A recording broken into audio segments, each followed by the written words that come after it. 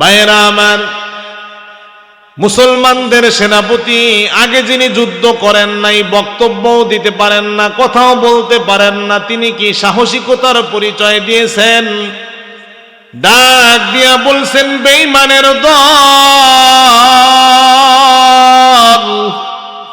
মুসলমানরা ভয় পায় না, বলে দিবি মুসলমান কখনো পলায়ন করে না।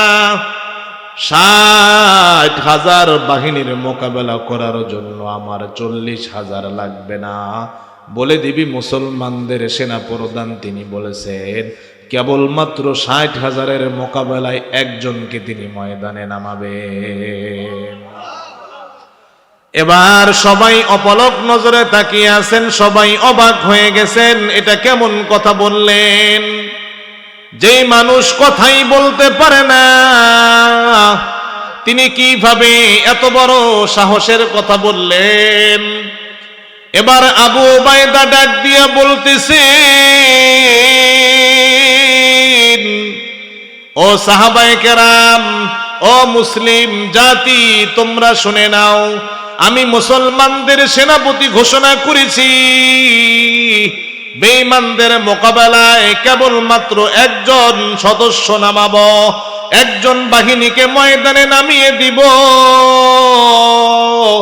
কে আসো 60,000 বাহিনীর মোকাবেলা করার জন্য? একজন কে আসো দাঁড়াইতে পারবা যার শরীরে 60,000 বাহিনীর তীরের আঘাত আসবে, যার শরীরে 60,000 তলোয়ারের আঘাত আসবে, যার শরীরে 60,000 বাহিনী তারা আক্রমণ করবে, আর তুমি ময়দানে শহীদ হয়ে যাবে। তোমার শহীদের বিনিময়, তোমার জীবনের বিনিময় কালিমার পতাইয়ার মুখের ময়দানে উত্তোলন হবে। সুবহানাল্লাহ। এবার সঙ্গে সঙ্গে দাঁড়ায় গেছেন 80 বছরের একজন বৃদ্ধ মানুষ। আবু উবাইদা ডাক দিয়া বললেন, এরপরে কে আছেন? দাঁড়ান। আর একজন দাঁড়ায় গেলেন। এভাবে 1 জন 2 জন 5 জন 7 জন 8 জন 9 জন পর্যন্ত দাঁড়াইলেন, কিন্তু এখনো মনের মতো মানুষটাকে তিনি এখনো পান নাই। তিনি বলতেছেন, এরপরে কে আছেন? দাঁড়ান। 10 নম্বরে সাবেক সেনাপতি খালিদ বিন ওয়ালিদ তলোয়ার নিয়ে লাব্বাইক বলে দাঁড়ায়া গেছে। 10 নম্বরে সাবেক সেনাপতি খালিদ বিন ওয়ালিদ তলোয়ার নিয়ে দাঁড়াইছে, আর তলোয়ার মাথার উপরে ঘুরাইতেছিলেন, বলতেছিলেন, আমি উবাইদা 60,000-এর মোকাবেলা একাই করব। এই তোমরা কেউ কি আসো নিজের স্ত্রীকে বিধবা বানাইতে চাও? আমার সামনে আসো। কেউ কি আসো নিজের সন্তানকে এতিম বানাইতে চাও? আমি খালিদ বিন ওয়ালিদের সামনে আসো। এবার আবু উবাইদা খালিদ বিন ওয়ালিদকে বললেন, ভাই খালিদ বিন ওয়ালিদ, এতক্ষণ কেন তুমি দাঁড়াও নাই? 10 নম্বরে কেন দাঁড়াইলা? আমি উবাইদা তো তোমার অপেক্ষায় ছিলাম।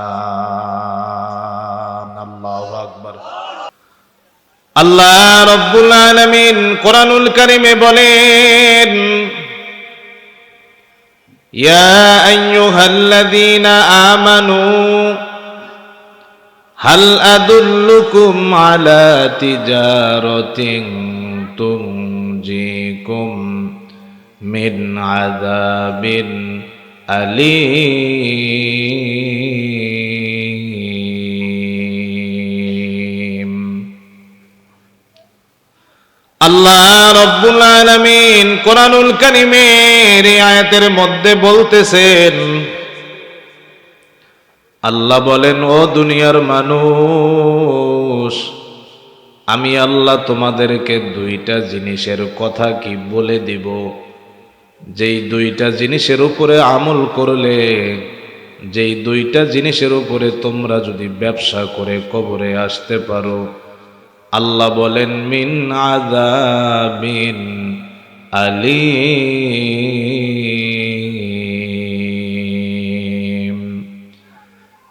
আল্লাহ রব্বুল আলামিন ডাক দিয়া বলতেছেন, আমি আল্লাহ তোমাদেরকে দুইটা ব্যবসার কথা বলতে চাই, যেই ব্যবসা দুইটা করে কবরে আসলে আমি আল্লাহ কথা দিলাম মিন আযাবিন আলিম, আমি আল্লাহ তোমাদেরকে জাহান্নামে তো দিবই না, জাহান্নাম তোমাদেরকে স্পর্শই করবে না। সুবহানাল্লাহ। আল্লাহ বললেন দুইটা জিনিসের ব্যবসার কথা আমি আল্লাহ কি তোমাদেরকে বলে দিব, যেই দুই জিনিসের ব্যবসা করে কবরে আসলে জাহান্নাম তোমাদেরকে স্পর্শ করবে না। সুবহানাল্লাহ বলবেন না? ঘুমাইতেছেন? ভাইরা আমার, এক নম্বরে আল্লাহ বললেন তুমিনুনা বিল্লাহি ওয়া রাসূলিহি। আমার আল্লাহ ডাক দিয়া বলতেছেন,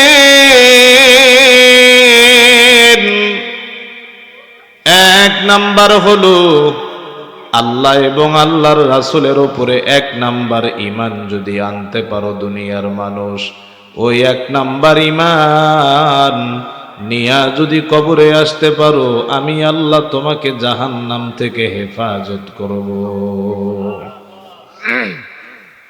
তাহলে আল্লাহ দুইটা ব্যবসার কথা বলছেন। এক নাম্বার বলছেন খাঁটি ঈমানের কথা। খাঁটি ঈমান নিয়ে কেউ যদি কবরে যায়, আল্লাহ তাকে জাহান্নাম থেকে বাঁচাবেন। খাঁটি ঈমানদার কাকে বলে বাবা? ঈমানদার তো সবাই, দুনিয়ার মধ্যে যত মুসলমান আছে নামাজ না পড়লেও সে নিজেকে ঈমানদার দাবি করে আছে কিনা? প্রসাব করে পানি নেয় না, উযু গোসল ঠিক মতো জানে না, নামাজও তো পড়েই না, তারপরও আপনি যদি তাকে বেঈমান বলেন, সে রাগ হবে কিনা? কারণ হলো সবাই নিজেকে ঈমানদার দাবি করে, কেউ নিজেকে বেঈমান দাবি করে না। যার জন্ম হলো মুসলমানের ঘরে, যার নাম হলো মুহাম্মদ, যার আইডি কার্ডের মধ্যে মুসলিম পরিচয়, প্রত্যেকেই মনে করে আমার মধ্যে ঈমান আছে। কিন্তু আল্লাহ বলে না না, আল্লাহ রব্বুল আলামিন বলে শুধু আইডি কার্ডে ঈমানদার হলে হবে না, দাদা মুসলমান বাবা মুসলমানের জন্য ঈমানদার দাবি করে এমনটা হলে হবে না। আল্লাহ বলে খাঁটি ঈমান লাগবে। খাঁটি ঈমান নিয়ে কবরে আসতে পারলে আমি আল্লাহ জাহান্নাম থেকে বাঁচাবো। ভাইরা আমার, আল্লাহ রব্বুল আলামিন আয়াতের শুরুতে বয়ান করার আগে ইয়া আইয়ুহাল্লাযীনা আমানু বলছেন, মানে ঈমানদারদেরকে ডাক দিছেন। আল্লাহ ঈমানদারদেরকে ডাক দিয়া খাঁটি ঈমানের ব্যবসার কথা বলতেছেন। এর মানে আল্লাহ বুঝাইলেন নামে ঈমানদার হলে হবে না, কামে ঈমানদার হতে হবে, তাহলেই জাহান্নাম থেকে বাঁচা যাবে। ঠিক কিনা? ভাইরা আমার, খাঁটি ঈমান কাকে বলে? যে ঈমান আমল দিয়া সাজানো, সেটাই হলো খাঁটি ঈমান। যে ঈমান আমল দিয়া সাজানো নাই, সেটা কখনো খাঁটি ঈমান হতে পারে না। যে ঈমান আমল দিয়া সাজানো, সেটাই হলো প্রকৃতপক্ষে ঈমান। আর যে ঈমান আমল দিয়া সাজানো নাই, সেটাকে প্রকৃতপক্ষে ঈমান বলা যায় না। ঠিক কিনা? যেমন আমরা বলি একটা সংসার শুধু কিন্তু একটা ঘরের নাম নয়, একটা সংসারের মধ্যে অনেক কিছুই থাকে, সব কিছু মিলেই এটাকে একটা সংসার বলে। তেমনি শুধু ঈমান দাবি করলে হবে না, ঈমান যারা আমল দিয়া সাজাবে, আল্লাহর কাছে সেই ঈমান দামি হবে, সেই ঈমান হবে এক নাম্বার ঈমান। আল্লাহ বলে এক নাম্বার ঈমান নিয়া যদি কবরে আসতে পারো, আমি আল্লাহ তোমাকে জাহান্নাম থেকে বাঁচানোর জিম্মাদারি নিয়ে নিব। अल्लाह अल्लाह क्या मुबारक नाम है, अल्लाह अल्लाह आशिकों का काम है, अल्लाह अल्लाह तू मेरा सत्तार है, अल्लाह अल्लाह तू मेरा गफ्फार है, अल्लाह अल्लाह इच शिरीन स्तो नाम शिरोशाकर मिकुनो दो जानम तमाम। जोरे बोला जाबे कि मारहाबा। घुमाइतेছেন? ঘুমায়েন না, ঘুমায়েন না। মানুষই হাতে গোনা অল্প কিছু, এর মধ্যে দুইজন ঘুমাইলেই তো আমার লস, ঠিক কি না? দুই চারজন ঘুমাইলেই শেষ, আমি শেষ, কারণ মানুষই তো হিসাবের কয়েকজন। ভাইরা আমার, কেমন ঈমান ছিল সাহাবায়ে কেরামদের মধ্যে। আপনারা সবাই যার নাম শুনছেন, নবীর সাহাবী বেলাল রাদিয়াল্লাহু তাআলা আনহু। বেঈমান কাফের উমাইয়া তার গোলাম ছিলেন হযরত বেলাল। বেলাল সব সময় আল্লাহর নাম জবানে উচ্চারণ করত, বলতো আল্লাহু আহাদ, আল্লাহু আহাদ। বেলাল যত আল্লাহর নাম জবানে উচ্চারণ করত, উমাইয়া বেলালকে ততই বেশি নির্যাতন করত।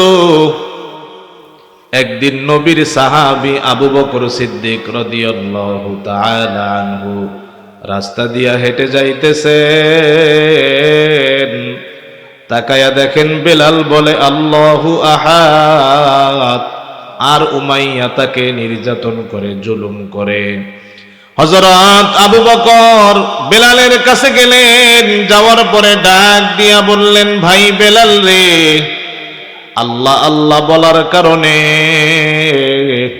উমাইয়া তো তোমাকে নির্যাতন করে, অতএব আল্লাহর নামটা তুমি জোরে না বইলা মনে মনে বলবা, উমাইয়া শুনবে না আর তোমাকে নির্যাতন এমন করবে না। অতএব তুমি আল্লাহ আল্লাহ আল্লাহু আহাদ এটা মনে মনে বলবা, জবানে বলবা না। কারণ হলো বেলাল, তুমি যেই আল্লাহকে আল্লাহু আহাদ বলে ডাক দাও, এই আল্লাহর নাম তিনাকে জোরে ডাকলেও তিনি শোনেন, আস্তে ডাকলেও তিনি শোনেন, মনে মনে ডাকলেও তিনি শোনেন, পানির নিচে গিয়ে ডাক দিলেও তিনি শোনেন, জঙ্গলের মধ্যে গিয়ে ডাক দিলেও তিনি শুনেন। ওই আল্লাহ যেহেতু তোমার ডাক শুনবেন, অতএব তুমি জোরে না ডাইকা মনে মনে ডাকবা, আল্লাহ তাই শুনবে। বেলাল বললেন, ভাই আবু বকর, আপনি তো আমার বড় ভাই, আপনি যেহেতু বলছেন আপনার কথা মানবো, কাল থেকে আর জোরে জোরে বলবো না, আস্তে আস্তে বলবো। পরের দিন আবু বকর আবার যখন সেই রাস্তা দিয়া যাইতেছিলেন,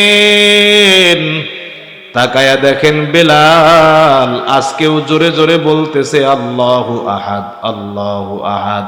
আর উমাইয়া এই নাম শোনার কারণে তাকে জুলুম আর নির্যাতন করতেছে। এবার আবু বকর রাগান্বিত হইলেন, বেলালের কাছে যাওয়ার পর ডাক দিয়া বললেন, ভাই বেলাল রে, কালকে না বললাম আল্লাহ জোরে বলবা না, মনে মনে বলবা, আজকে কেন আবার তুমি আল্লাহু আহাদ জোরে জোরে বলতেছো, কারণ কি? এবার নবীর সাহাবী বেলাল ডাক দিয়া বলতেছে, ভাই আবু বকর,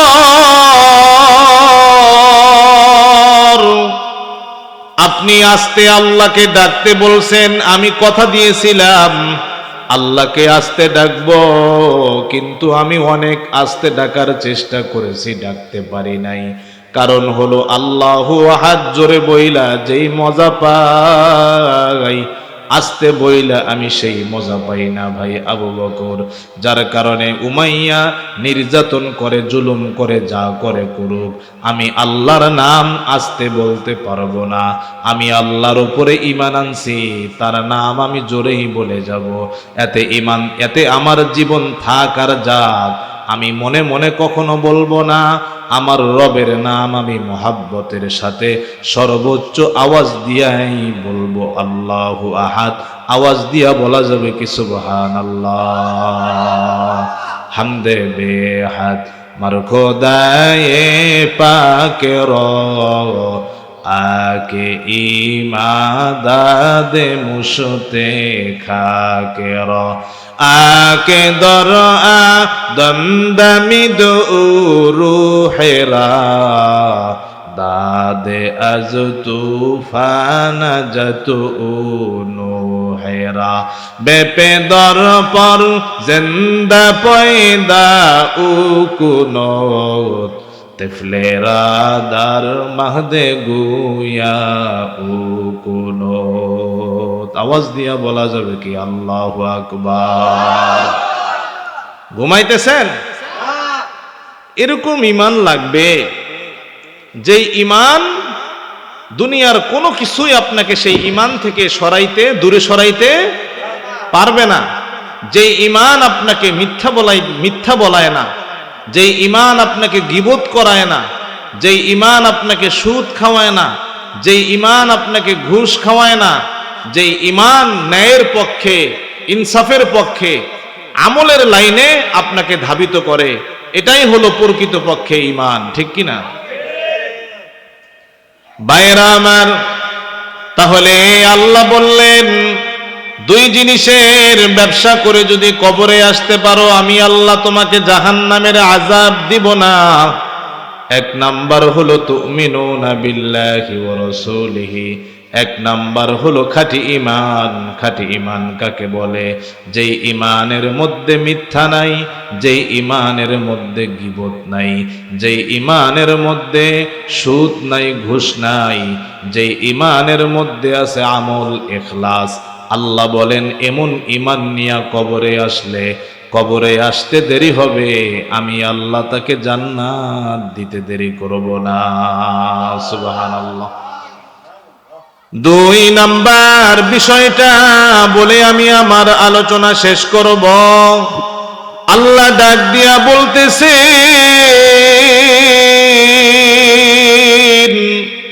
وَتُجَاهِدُونَ فِي سَبِيلِ اللَّهِ بِأَمْوَالِكُمْ وَأَنفُسِكُمْ ذَلِكُمْ خَيْرٌ لَكُمْ إِن كُنتُمْ تَعْلَمُونَ। আল্লাহু আকবার। আল্লাহ রব্বুল আলামিন আরেকটা ব্যবসার কথা বললেন। আমার আল্লাহ ডাক দিয়া বলতেছেন, ওয়াতুজাহিদুনা ফি সাবিলিল্লাহ বিআমওয়ালিকুম ওয়া আনফুসিকুম। আল্লাহ রব্বুল আলামিন বলেন, দুই নাম্বার যেই জিনিসের ব্যবসা তোমরা করবা সেটা হলো ওয়াতুজাহিদুনা ফি সাবিলিল্লাহ বিআমওয়ালিকুম ওয়া আনফুসিকুম। আল্লাহ বলেন, জান এবং মাল নিয়ে আল্লাহর রাস্তায় যদি তুমি জিহাদ করতে পারো, এর মানে হলো দিন কায়েমের জন্য, দিন প্রতিষ্ঠার জন্য মুসলমান জান এবং মাল নিয়া যদি আপনি চেষ্টা করে যান, জান এবং মাল দিয়া আল্লাহর রাস্তায় যদি আপনি জিহাদ করেন, অর্থাৎ জান এবং মাল আল্লাহর রাস্তার প্রয়োজনে যদি আপনি ওয়াকফ করে দিতে পারেন, আল্লাহ বলেন এমন দুই গুণওয়ালা মানুষকে আমি আল্লাহ জাহান্নামে তো দিবই না, জাহান্নামের গেটটাও আমি আল্লাহ তাকে দেখাবো না। আওয়াজ দিয়া বলা যাবে কি সুবহানাল্লাহ। দুই নাম্বার গুণ হলো জান এবং মাল দিয়া দ্বীনের রাস্তায় জিহাদ করা, জান এবং মাল দিয়া দ্বীন কায়েমের লাইনে চেষ্টা করা। আল্লাহ বলেন এই দুই গুণওয়ালা মানুষকে আমি আল্লাহ জাহান্নাম থেকে হেফাজত করার দায়িত্ব নিয়ে নিলাম। ভাইরা আমার, তবে এই জিনিসটা আমাদের খুব কঠিন। কেউ জান দেয় মাল দেয় না, কেউ মাল দেয় জান দেয় না, ঠিক কিনা? আছে না এরকম? এক বেড়ায় রাস্তা দিয়ে হাইটা যাইতেছে, দেখতেছে একটা ক্ষুধার্ত কুকুর কান্না করতেছে। তো ওই কুকুরের গলা ধইরা কুকুরের কষ্ট দেখে সেও কান্না করতেছে। আরেকজন মানুষ পথিক রাস্তা দিয়ে হাইটা যায়, তো বলে, ভাই আপনি কুকুরের গলা ধরে কাঁদেন কেন? তখন সে বলতেছে, ভাই দেখেন না কুকুরটা ক্ষুধার যন্ত্রণায় মারা যাইতেছে, এজন্য কাঁদতেছি ভাই, কষ্টে।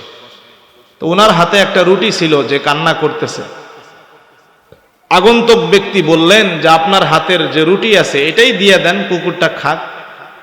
বলতেছে, ভাই আপনি তো এটা বুঝলেন না, আমি তো রুটিটা টাকা দিয়ে কিনছি, এটা কিনতে টাকা লাগছে, কুকুরের গলা ধইরা কানতে তো আমার টাকা লাগতেছে না, যার কারণে যেটা ফ্রি ওইটা করতেছি, তারপর আমি রুটি দিব না। এরকম আছে কিনা মানুষ ভাই? যার সম্পদ নাই সে বলে, হুজুর আল্লাহ আমারে মন দিছে হুজুর, কিন্তু ধন দিছে না। আমার আল্লাহ হুজুর মন দিছে কিন্তু ধন দিছে না। ধন দিলে না জানি উনি কি যে করে ফেলাইতো, অথচ যতটুক দিছে এতটুকু থেকেই সে আল্লাহর রাস্তায় খরচ করে না। আছে না নাই? এই ওয়াজ শুনে আবার ভয় পাইতেছেন যে কালেকশন করবো? কালেকশন করতাম না, ভয় পায়েন না, এটা ওয়াজ করতেছি, কালেকশনের লিগা না। না অনেক সময় আবার এগুলো আওয়াজ শুই না মানুষ চলে যায় যে না ওয়াজের ভাও তো ভালো না, তো হেদায়েতের লিগা কইতেছে না, এটা তো টাকার লিগা কইতেছে। কালেকশন করতাম না গো, ভয় পাইতেন না, ভয় পায়েন না, এটা ওয়াজ করতেছি। ভাইরা আমার, যার ধন নাই সে বলে, হুজুর আমারে আল্লাহ মন দিছে কিন্তু ধন দিছে না, যদি দিত না জানি উনি কি করে ফেলাইতো, একদম কিছুই না। যখন আল্লাহ ধন দিবে তখন দেখবেন উনি কৃপণ হয়ে গেছে, হিসাবই হয়ে গেছে, ঠিক না? আর যার ধন দিছে আল্লাহ তারা আবার মন দেয় নাই, উনি খরচ করে না, ঠিক কি না? এটাই তো পরীক্ষা। আল্লাহ একজনের ধন দিছেন, মন দেন নাই, দেখি তুমি নফসের সঙ্গে জিহাদ করে মাল খরচ করো কিনা। আল্লাহ আর একজনকে মন দিছে, ধন দেন নাই, তার জন্য পরীক্ষা বানায় দিছেন। তোমার আমি আল্লাহ মন দিলাম, ধন দিলাম না, যতটুকু দিছি এতটুকু থেকে খরচ করো কিনা। এটাই তো পরীক্ষা। কথা কি বুঝতেছেন? ভাইরা আমার গভীর মনোযোগ দেন, কথা অল্প সময় শেষ করে দিব। আল্লাহ রব্বুল আলামিন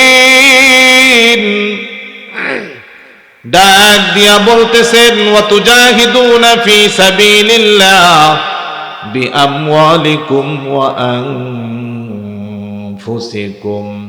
আল্লাহ বলেন, যারা দিনের লাইনে জান এবং মাল দিয়া জিহাদ করবে, দিন কায়েমের জন্য চেষ্টা করে কবরে আসবে, আমি আল্লাহ কথা দিলাম জাহান্নাম থেকে বাঁচানোর দায়িত্ব আমি আল্লাহ তার নিয়ে নিব।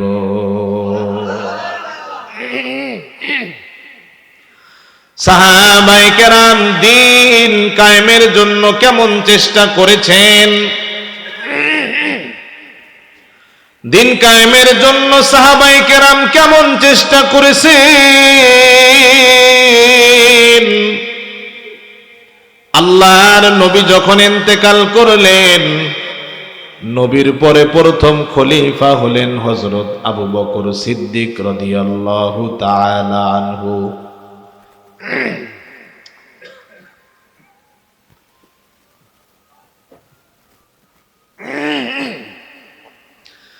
আল্লাহর নবী ইন্তেকাল করলেন, নবীর পরে প্রথম খলিফার নাম কি? আল্লাহর নবীর সাহাবী আবু বকর।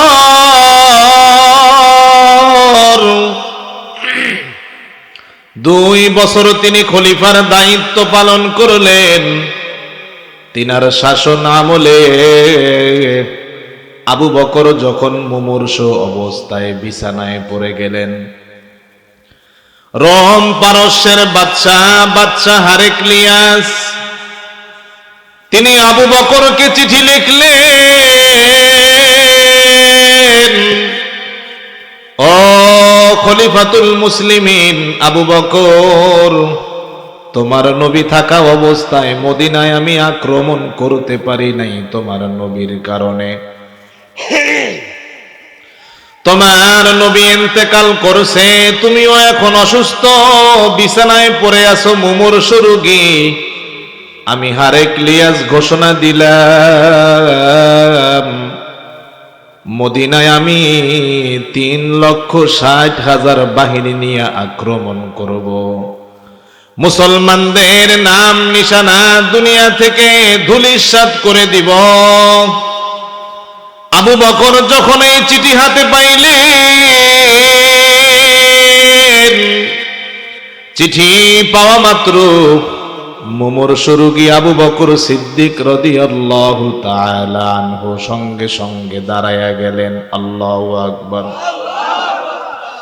আবু বকর সিদ্দিক মুমূর্ষু রোগী বিছানা থেকে তিনি দাঁড়ায়া গেলেন।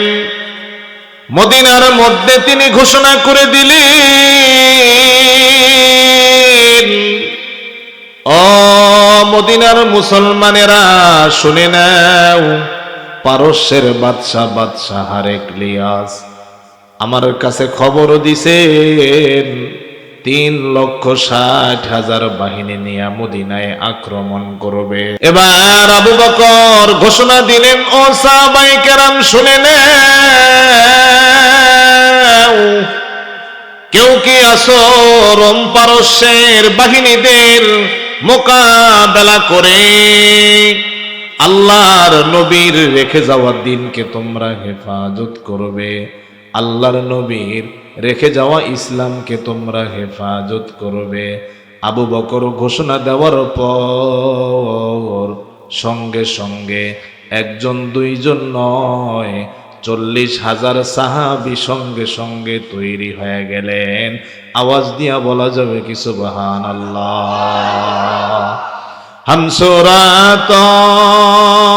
হামসিরাতে মুস্তফা দর তামামি হালে কুন ইত্তেবায়ে সুন্নাতে খায়রুল বাশার গিরে লাজেম তাবয়াবি আই পেসার। জোরে বলা যাবে কি মারহাবা।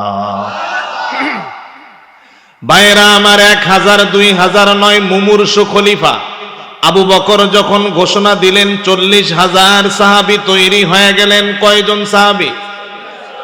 40,000 সাহাবী তৈরি হয়ে গেলেন। আবু বকর ডাক দিয়া বললেন, সাহাবায়ে কেরাম শুনে নাও, বিলম্ব করার কোনো সুযোগ নাই, তাড়াতাড়ি যাও, পারস্যের দিকে রওনা হও।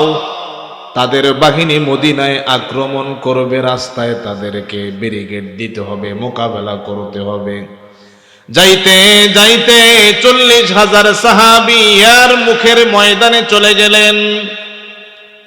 ইয়ার মুখের ময়দানে যাওয়ার পর পারস্যের বাদশা হেরাক্লিয়াসের বাহিনীদের সঙ্গে মুসলমানদের সাক্ষাৎ হয়ে গেল। মুসলমানরা ডাক দিয়া বললেন, ভাই আপনাদের পরিচয় কি, কোথায় আপনারা যাবেন? এবার পারস্যের বাহিনীরা ডাক দিয়া বললেন, আমরা মদিনায় যাব, আমাদের পরিচয় হলো আমরা বাদশা হেরাক্লিয়াসের সশস্ত্র বাহিনী, আমরা মদিনায় আক্রমণ করব, মদিনার মুসলমানদের নাম নিশানা সহ আমরা ধূলিসাৎ করে দিব। এবার তারা বলল, আপনাদের পরিচয় কি, পরিচয় বলেন। মুসলমানরা ডাক দিয়া বললেন, আমরাও হলাম আল্লাহর নবী মুহাম্মাদুর রাসূলুল্লাহ সাল্লাল্লাহু আলাইহি ওয়াসাল্লামের উম্মত, আমরাও হলাম মুসলমানদের সৈনিক। আমরা মদিনা থেকে রওনা করেছি বাদশা হেরাক্লিয়াসের রাজপ্রাসাদের দিকে। আমরাও তার রাজপ্রাসাদ ভেঙ্গে টুকরা টুকরা করে দিব।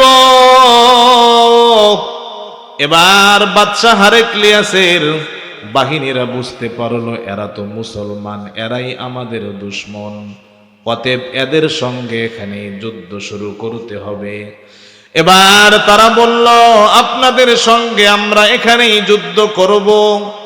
এবার মুসলমানরা সম্মতি দিলেন, বললেন ঠিক আছে, ইয়ার মুখের ময়দানে আমরা যুদ্ধ করব। এবার ময়দানে প্রবেশ করলেন মুসলমানরা ময়দানের এক প্রান্তে, আর 3,60,000 বাদশাহ হেরাক্লিয়াসের বাহিনী ময়দানের আর এক প্রান্তে। যুদ্ধ শুরু হবে। মুসলমানরা পরামর্শ করতেছিলেন, সাহাবায়ে কেরাম বসে পরামর্শ করতেছেন, কিন্তু খলিফাতুল মুসলিমিন আবু বকর মুসলমানদেরকে পাঠাইছেন। যুদ্ধের সেনাপতি তিনি নির্ধারিত করে দেন নাই কে যুদ্ধের সেনাপতি হবেন।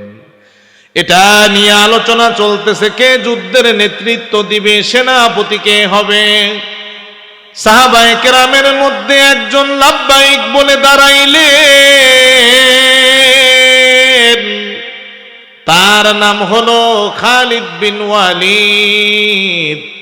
তলোয়ার নিয়ে তিনি দাঁড়াইয়া গেলেন, ডাক দিয়া বললেন এই যুদ্ধের সেনাপতি আমি খালিদ হব, এই যুদ্ধের সেনাপতির নেতৃত্ব আমি খালিদ দিব।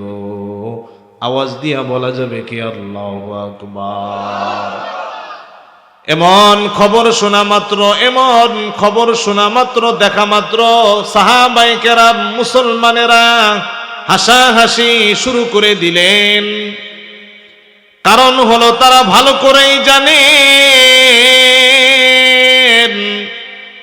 নবীর সাহাবী খালিদ বিন ওয়ালিদ অনেক শক্তিশালী ছিলেন, অনেক বুদ্ধিজীবী ছিলেন। অতীতে যত যুদ্ধে নেতৃত্ব দিয়েছেন, সেনাপতির দায়িত্ব পালন করেছেন, সমস্ত যুদ্ধে মুসলমানরা বিজয় অর্জন করেছেন। খালিদ বিন ওয়ালিদের নেতৃত্বে কোন যুদ্ধে মুসলমান পরাজয় বরণ করেন নাই। সুবহানাল্লাহ। এজন্য মুসলমানরা আনন্দ উল্লাস করতেছেন, টেনশনের কোনো কারণ নাই। এমন সেনাপতি আমাদের সামনে দাঁড়াইছে যার জীবনে পরাজয়ের কোনো রেকর্ড নাই। তারা 3,60,000 কেন আরো বেশি হলেও আমাদেরকে তারা পরাজয় বরণ করাইতে পারবে না। কারণ হলো আমাদের সেনাপতি হলো অত্যন্ত শক্তিশালী, বুদ্ধিমান। ভাইরা আমার, মনে রাখবেন মুসলমানরা যখন আল্লাহর উপরে পূর্ণাঙ্গ বিশ্বাস স্থাপন করেন, সাহায্য আল্লাহর পক্ষ থেকে, আসমান থেকে আসে, ঠিক কিনা? আর বিশ্বাস যদি মাখলুকের দিকে চলে যায়, আল্লাহর দিক থেকে সরে, যতই শক্তিশালী হোক না কেন, আল্লাহর সাহায্য, নসরত, মদত কোনোদিনও পাওয়া সম্ভব নয়। সাহায্য কে করেন? মুসলমানদেরকে আল্লাহ করেন। কিসের বিনিময়ে করেন? আল্লাহর উপর পূর্ণাঙ্গ বিশ্বাস স্থাপন করলে, চুল পরিমাণ যদি খাত না থাকে আল্লাহর প্রতি বিশ্বাস স্থাপনের, তাহলে আল্লাহর সাহায্য অবশ্যই আসবে, ঠিক কিনা? আল্লাহ রাব্বুল আলামিন কোরআনুল কারীমে বলেন, ইন্নাল্লাযীনা ক্বালু রাব্বুনাল্লাহু সুম্মা ইসতাকামু তাতানাজ্জালু আলাইহিমুল মালাইকা আল্লা তাখাফু ওয়া লা তাহজানু ওয়া আবশিরু বিল জান্নাতিল্লাতী কুনতুম তুআদুন।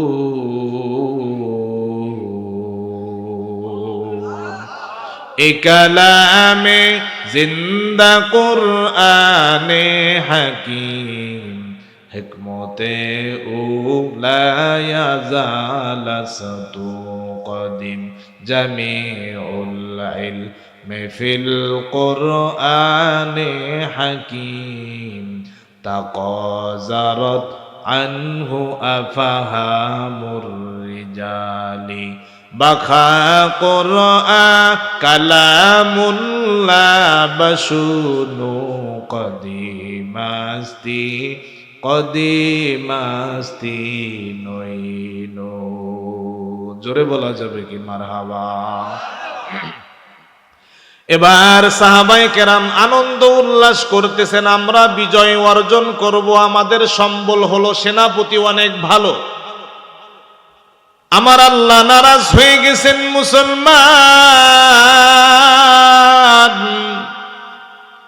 এবার মুসলমানরা সাহাবায়ে কেরামরা মদিনার পথের দিকে যখন নজর করলেন, তাকায়া দেখেন একটি ঘোড়া মরুভূমির রাস্তা দিয়া ধেয়ে আসতেছেন।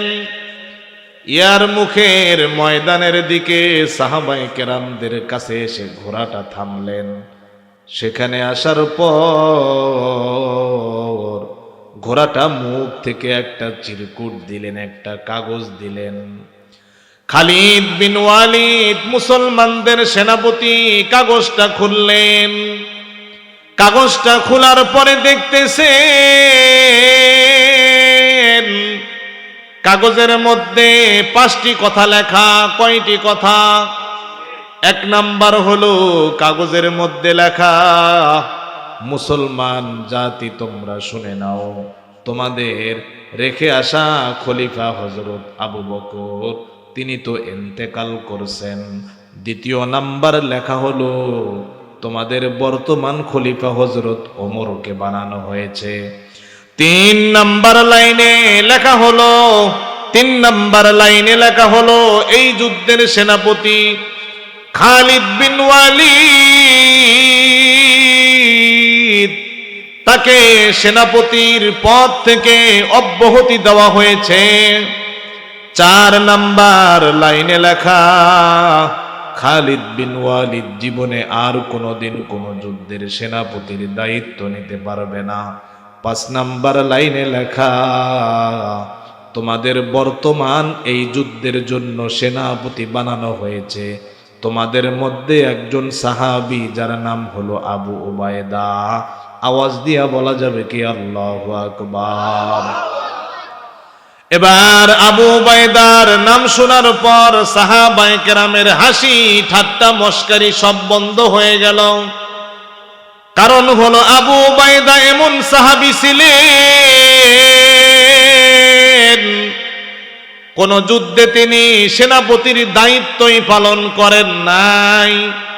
সাদাসিধা মানুষ ছিলেন, বুদ্ধি কম ছিল, শক্তিও কম ছিল, আগের কোনো অভিজ্ঞতাও ছিল না। আল্লাহ এমন দুর্বল মানুষকে সেনাপতির পদে বসায়া দিলেন। দুর্বলকে বসায়া দিলেন, সবল রে পায়া তোমার বিশ্বাস একিন তার দিকে চলে গেছে, দুর্বলরে দিলাম, দেখি এখন কার দিকে আশা ভরসা করে। এখন কি কান্নাকাটি শুরু হয়ে যাব না যে আল্লাহ কি যে হবে। 3,60,000 বাহিনী, ইয়ার মুখের যুদ্ধ সেটা ছিল। আর মুসলমানদের বাহিনী হলো মাত্র 40,000। কয় হাজার? তাহলে এটা টেনশন না গো, একটা টেনশন না? মারামারি বাজলে উপায় আছে? কই 3,60,000 আর কই 40,000। একটা করে বাড়ি দিলেই তো 40,000 মরে যাইব, তাই না? ভাইরা আমার, আবু উবায়দার নামটা যখন খালিদ বিন ওয়ালিদ দেখলেন, সঙ্গে সঙ্গে সেনাপতির পদ থেকে তিনি সরে আসলেন। আবু উবায়দাকে সালাম দিলেন, সালাম দিয়া সসম্মানে তাকে তার চেয়ারে বসায়া দিলেন। আবু উবায়দা ডাক দিয়া বলেন, ভাই খালিদ, কেন আমাকে এত সম্মান দিচ্ছ? কারণ কি? তুমি তো সেনাপতি, আমাকে কেন এত সম্মান দাও? খালিদ বিন ওয়ালিদ ডাক দিয়া বললেন, ভাই রে, যুদ্ধের নতুন সেনাপতি আপনি, এটা উপর থেকে ফায়সালা হয়েছে। অতএব ভাই আপনি সেনাপতির চেয়ারে বসেন, আমি নিচে বসবো। খালিদ বিন ওয়ালিদ নিচে বসে পড়লেন, আবু উবাইদাকে চেয়ারে বসায়া দিলেন। নতুন মানুষ কোনো কথাই বলতে পারে না, বক্তব্য দিতে পারে না। যুদ্ধ শুরু হবে তার আগে দিক নির্দেশনামূলক কিছু বক্তব্য সেনাপতি দেওয়া দরকার আছে কিনা?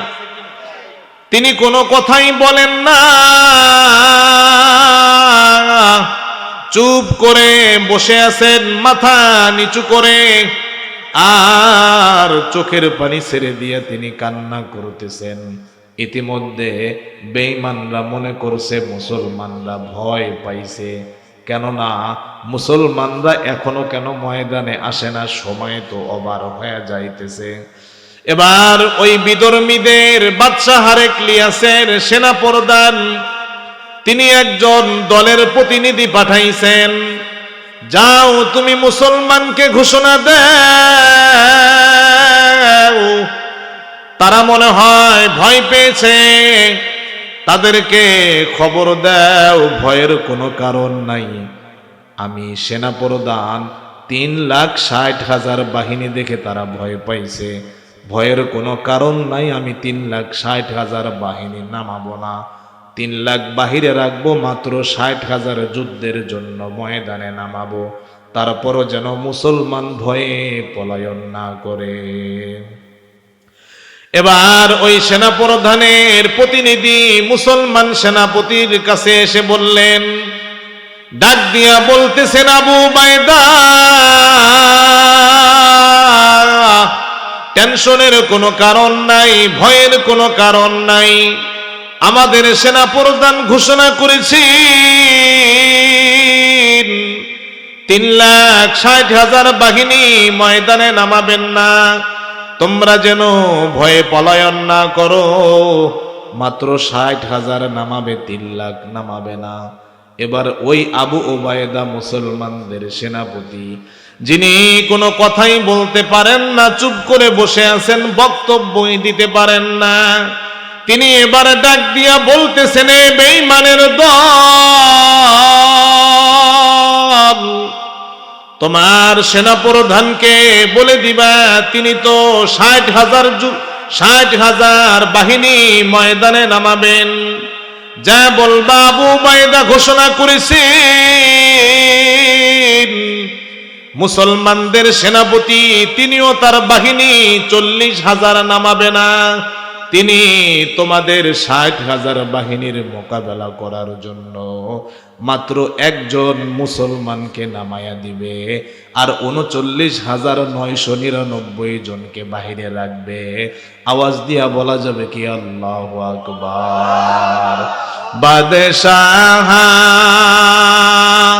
जुर्मे मारा दुर्गुजार मा गुनाहगारी में तू आमर जेगर तू निकू का रियो माबूद कर दयेन जुर्मे बे अंदाजा बेहद कर दयेन सालेहादर बंदे आसिया गश्ताये आके रज करदा पुशीमा गश्ताये। जोरे बोला जाबे कि मारहाबा। ঘুমাইতেছেন? কষ্ট হইতেছে? এই তো শেষ, ঘটনাটা শেষ করে দিয়েই বয়ান শেষ করব। ভাইয়েরা আমার, মুসলমানদের সেনাপতি আগে যিনি যুদ্ধ করেন নাই, বক্তব্যও দিতে পারেন না, কথাও বলতে পারেন না, তিনি কি সাহসিকতার পরিচয় দিয়েছেন? ডাক দিয়া বলছেন, বেঈমানের দল, মুসলমানরা ভয় পায় না, বলে দিবি মুসলমান কখনো পলায়ন করে না। 60,000 বাহিনীর মোকাবেলা করার জন্য আমার 40,000 লাগবে না, বলে দিবি মুসলমানদের সেনা প্রধান তিনি বলেছেন কেবলমাত্র 60,000-এর মোকাবেলায় একজনকে তিনি ময়দানে নামাবে।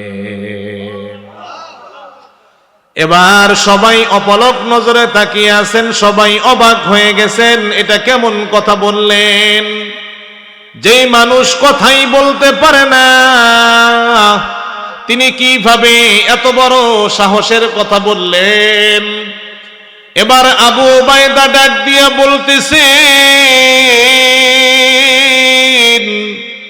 ও সাহাবায়ে কেরাম, ও মুসলিম জাতি, তোমরা শুনে নাও, আমি মুসলমানদের সেনাপতি ঘোষণা করেছি। বেঈমানদের মোকাবেলায় কেবলমাত্র একজন সদস্য নামাবো, একজন বাহিনীকে ময়দানে নামিয়ে দিব। কে আসো 60,000 বাহিনীর মোকাবেলা করার জন্য? একজন কে আসো দাঁড়াইতে পারবা যার শরীরে 60,000 বাহিনীর তীরের আঘাত আসবে, যার শরীরে 60,000 তলোয়ারের আঘাত আসবে, যার শরীরে 60,000 বাহিনী তারা আক্রমণ করবে, আর তুমি ময়দানে শহীদ হয়ে যাবে। তোমার শহীদের বিনিময়, তোমার জীবনের বিনিময় কালিমার পতাইয়ার মুখের ময়দানে উত্তোলন হবে। সুবহানাল্লাহ। এবার সঙ্গে সঙ্গে দাঁড়ায় গেছেন 80 বছরের একজন বৃদ্ধ মানুষ। আবু উবাইদা ডাক দিয়া বললেন, এরপরে কে আছেন? দাঁড়ান। আর একজন দাঁড়ায় গেলেন। এভাবে 1 জন 2 জন 5 জন 7 জন 8 জন 9 জন পর্যন্ত দাঁড়াইলেন, কিন্তু এখনো মনের মতো মানুষটাকে তিনি এখনো পান নাই। তিনি বলতেছেন, এরপরে কে আছেন? দাঁড়ান। 10 নম্বরে সাবেক সেনাপতি খালিদ বিন ওয়ালিদ তলোয়ার নিয়া লাব্বাইক বলে দাঁড়ায়া গেছে। 10 নম্বরে সাবেক সেনাপতি খালিদ বিন ওয়ালিদ তলোয়ার নিয়ে দাঁড়াইছে, আর তলোয়ার মাথার উপরে ঘুরাইতেছিলেন, বলতেছিলেন, আমি উবাইদা 60,000-এর মোকাবেলা একাই করব। এই তোমরা কেউ কি আসো নিজের স্ত্রীকে বিধবা বানাইতে চাও? আমার সামনে আসো। কেউ কি আসো নিজের সন্তানকে এতিম বানাইতে চাও? আমি খালিদ বিন ওয়ালিদের সামনে আসো। এবার আবু উবাইদা খালিদ বিন ওয়ালিদকে বললেন, ভাই খালিদ বিন ওয়ালিদ, এতক্ষণ কেন তুমি দাঁড়াও নাই? 10 নম্বরে কেন দাঁড়াইলা? আমি উবাইদা তো তোমার অপেক্ষায় ছিলাম। আল্লাহু আকবার। এবার আবু উবাইদা খালিদ বিন ওয়ালিদকে ডাক দিয়া বললেন, যুদ্ধ তোমাকে একাই করতে হবে, আর 39,999 জন তোমাকে সহায়তা করবেন। যুদ্ধের সিস্টেমটা আমি বলে দেই। 60,000 বাহিনী যখন ময়দানে দাঁড়ায়া যাবে আক্রমণের জন্য, 40,000 সাহাবীকে নিয়া, মুসলমানকে নিয়া তুমিও ময়দানের এক প্রান্তে দাঁড়াবে। তারা যখন তোমার দিকে আক্রমণ করবে, তলোয়ার নিয়া আল্লাহ নারায়ে তাকবীর বলে তুমি 60,000 বাহিনীর মাঝে ঢুকে পড়বে, আর 39,999 জন মুসলমান তুমি নারায়ে তাকবীর বলবে, তারা আল্লাহু আকবার বলবে, তারা যুদ্ধ করবে না। একাই তুমি 60,000 বাহিনীর মাঝখানে নারায়ে তাকবীর বলে ঢুকে পড়বে। আল্লাহ তোমাকে সহায়তা করবেন, আল্লাহ তোমাকে আসমানি সাহায্য দান করবেন। এবার আবু উবাইদা 40,000 কালিমাওয়ালা মুসলমানকে ইয়ার মুখের ময়দানে পাঠাইয়া দিলেন। আবু উবাইদা মাঠের এক প্রান্তে, খালিদ বিন ওয়ালিদ মাঠের এক প্রান্তে দাঁড়াইলেন। পিছনে 39,999 জন কালিমাওয়ালা মুসলমান ময়দানের আর এক প্রান্তে 60,000। এবার খালিদ বিন ওয়ালিদ নারায়ে তাকবীর বললেন, আর 39,999 জন মুসলমান একসঙ্গে বলে উঠলেন আল্লাহু আকবার। এমন সময় তাকবীর দিয়া খালিদ বিন ওয়ালিদ বেঈমানদের ভিড়ের মাঝে ঢুকে পড়লেন। তিনি যুদ্ধ শুরু করে দিলেন। আসরের সময় পার হয়ে যায়। আবু উবাইদা তিনি তো সেনাপতি, ময়দানের বাহিরে তিনি তাঁবুর মধ্যে আছেন। এবার আবু উবাইদা চিন্তা করলেন, যুদ্ধের তো কোনো আওয়াজ পাই না, না জানি আমার সমস্ত কালিমাওয়ালা মুসলমান শহীদ হয়েছেন। আবু উবাইদা ঘোড়া নিয়ে ময়দানের দিকে রওনা করলেন। ইয়ার মুখের ময়দানে যাওয়ার পরে দেখতেছেন পুরো ময়দান রক্ত আর রক্ত, লাশ আর লাশ রক্তের মধ্যে ভাসতেছে। রক্ত মাখা চেহারা চিনা যাইতেছে না। ঘোড়ার পিঠে তিনি ময়দান আরোহণ করতেছেন। রক্তের কারণে ঘোড়ার অর্ধেক পা পর্যন্ত ভিজে গেছে, রক্তের বন্যা বয়ে যাইতেছে। আবু উবাইদা ময়দানের মাঝখানে যাওয়ার পরে তিনি চোখের পানি ছেড়ে দিলেন। তিনি মনে করলেন, আমার সমস্ত সাথী ভাইরা শহীদ হয়ে গেছেন। আমার মনে হয় যুদ্ধ পরিচালনার পরিকল্পনা কোনো ভুল ছিল। আমার ভুলের কারণেই মনে হয় আমার সমস্ত সাথী ভাইরা শহীদ হয়েছেন। এবার তিনি কোনো মানুষকেই পাচ্ছেন না যে জিজ্ঞাসা করবেন যুদ্ধর কি অবস্থা, যুদ্ধ কেমন হয়েছে, কারা মারা গেছে। আবু উবাইদা ময়দানের মাঝখান থেকে নাম ধরে ডাক দিলেন, ভাই খালিদ বিন ওয়ালিদ, তোমাকে যুদ্ধ করার জন্য আমি ময়দানে নামাইছিলাম রে ভাই। যদি বেঁচে থাকো আমার আওয়াজে তুমি সাড়া দাও, আমার ডাকে তুমি সাড়া দাও। ডাইনে তাকাইয়া ডাক দিলেন, কোনো আওয়াজ নাই। পিছনে তাকাইয়া ডাক দিলেন, কোনো আওয়াজ নাই। সামনের দিকে তাকাইয়া ডাক দিলেন, ময়দানের কোনো আওয়াজ নাই। এবার আবু উবাইদা পিছনের দিকে যখন তাকাইয়া ডাক দিছে, ময়দানের শেষ প্রান্ত থেকে একজন মানুষ আওয়াজ দিয়া হাত উত্তোলন করেছেন। আবু উবাইদা ঘোড়া নিয়ে রওনা করেছেন। যতই কাছাকাছি যাইতেছেন কেমন জানি মানুষটা পরিচিত পরিচিতই মনে হইতেছে। কাছাকাছি যাওয়ার পর দেখে যেই মানুষটা আওয়াজ দিছেন, হাত উত্তোলন করেছেন, দাঁড়ানো মানুষটা অন্য কেউ নয়, তিনি হলেন সাবেক সেনাপতি খালিদ বিন ওয়ালিদ। আওয়াজ দিয়া বলা যাবে কি আল্লাহু আকবার। এবার খালিদ বিন ওয়ালিদকে আবু উবাইদা ডাক দিয়া বললেন, ভাই রে, যুদ্ধের বর্ণনা পরে শুনব, তুমি তো বেঁচে আছো, যুদ্ধের বর্ণনা পরে শুনব। আগে সূর্য লাল হয়ে যায়, তুমি আসরের নামাজটা পড়ে নাও, না হলে কাজা হয়ে যাবে। খালিদ বিন ওয়ালিদ ডাক দিয়া বলতেছে, আপনি কিভাবে ভাবলেন যুদ্ধের ময়দানে আমি নামাজের কথা ভুলে যাব? আমি তো উজু অবস্থায় ময়দানে নামছিলাম, যুদ্ধ করা অবস্থায় ইশারায় আমি নামাজ আদায় করে নিয়েছি। মকুন সুসতে নামাজি পঞ্জগানা ফাওয়াইলুল লিল মুসাল্লিনাল্লাযিনা। মকুন সুসতে নামাজি পঞ্জগানা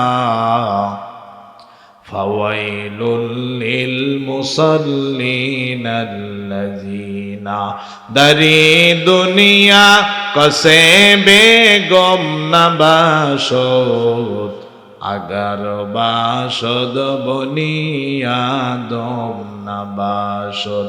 চিস্তে দুনিয়া আজ খোদা গাফিল বুদান, নাইকো মাসো নকরও ফরজন্দ জান। জোরে বলা যাবে কি মারহাবা। এবার আবু উবাইদা ডাক দিয়া বলতেছেন, ভাই রে, তুমি যেহেতু যুদ্ধের ময়দানেও নামাজ কাজা করো নাই, তাহলে যুদ্ধে যে তুমি বিজয়ী হইছো এর মধ্যে কোনো সন্দেহ নাই। আল্লাহু আকবার। কারণ হলো, যেই মুসলমান যুদ্ধের ময়দানেও আল্লাহকে ভুলে নাই, যেই মুসলমান ব্যস্ততার মধ্যেও নামাজকে ভুলে নাই, সে যে আল্লাহর সাহায্য পাইছে এর মধ্যে আমার কোনো সন্দেহ নাই। সুবহানাল্লাহ।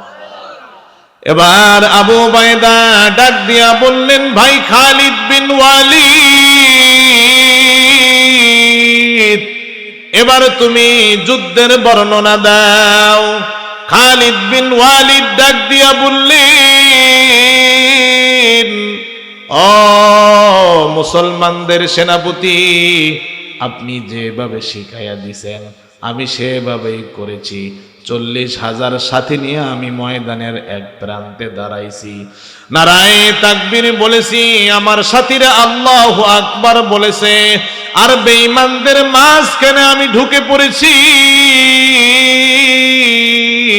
চোখ বন্ধ করে তলোয়ার চালানো শুরু করেছি। চোখ বন্ধ করে তলোয়ার চালাইতে চালাইতে আমি যখন ক্লান্ত হয়ে পড়েছি, দেখতেছি তলোয়ার আমার হাতে, আমি চালাই না কিন্তু তলোয়ার অটোমেটিক চলতেছে।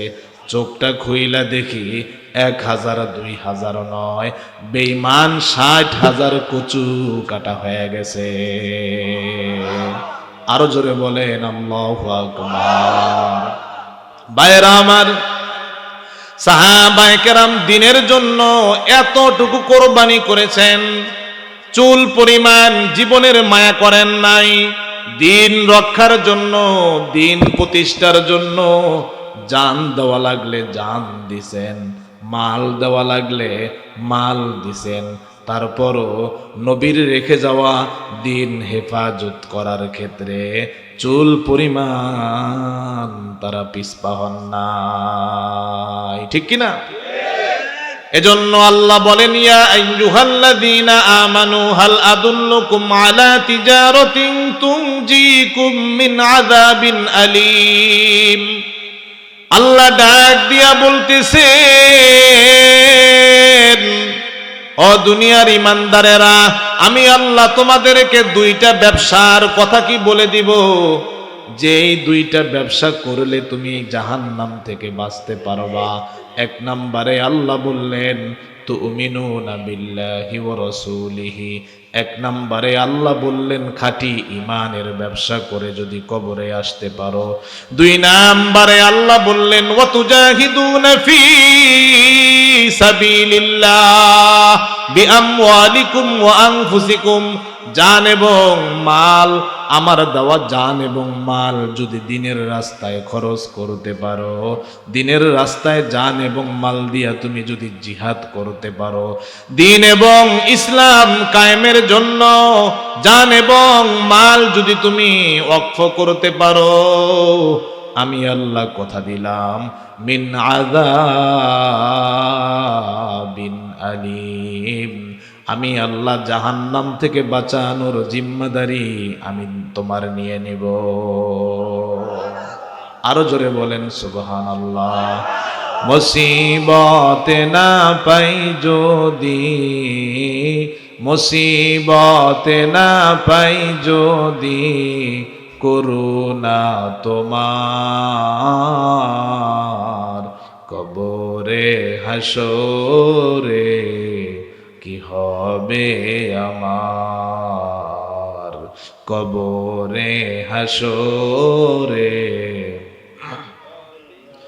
আসি গো ডুবে আমি পাপেরি সাগরে, না জানি কি হবে ওপারে হাসরে, তোমারি সুপারিশ বিনে, তোমারি সুপারিশ বিনে কেমনে হব পার কবরে হাসরে। মুসিবতে না পাই যদি, মুসিবতে না পাই যদি, করুণা তোমার কবরে হাসরে কি হবে আমার, কবরে হাসরে কি হবে আমার। জোরে বলা যাবে কি মারহাবা।